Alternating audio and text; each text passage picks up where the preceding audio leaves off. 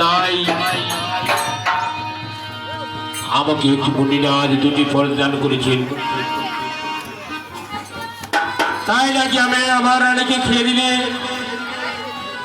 তাই আমার রানীর গর্ভে সন্তান হবে দুটি।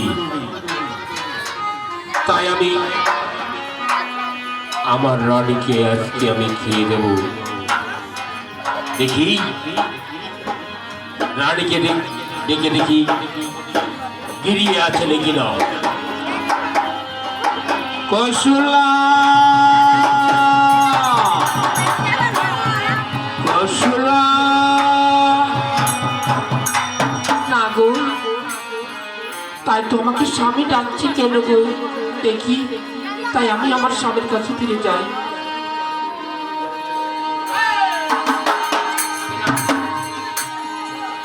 ওগো স্বামী, তাই তুমি আমাকে ডাকছো গো? কেন বলো?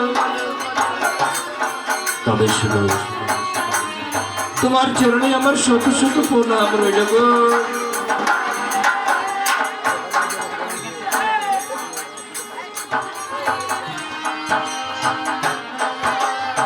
তবে শুনো কৌশলা, তাই আমি গিয়েছিলাম একটি হরিণ শিকার করতে। তাই একটি আমাকে অন্ধমণিরাজ এই দুটি ফল দান করলো। এই দুটি ফল খেলে নাকি তোমার গর্ভে সন্তান হবে দুটি। এই নাও, এই ফল দুটি তুমি খেয়ে নাও। ঠিক আছে গো, তবে দাও গো স্বামী দেবতা, আমাকে দাও। সেই ফল দুটি আমি খাবো, যেন আমার অপয়া নামটি যেন আমার বসে একটি কেন দুটি হলো আমি সহ্য করবো গো। দাও সেই ফল দুটিকে আমাকে হাতে দাও, তুলে দাও, দাও না গো।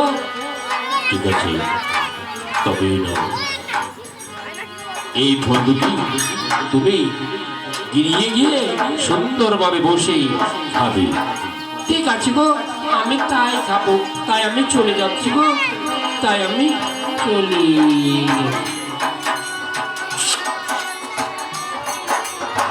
না না, তাই আমি এই ফল দুটি আজকে আমাকে মুনিরাজ দান করেছিলেন।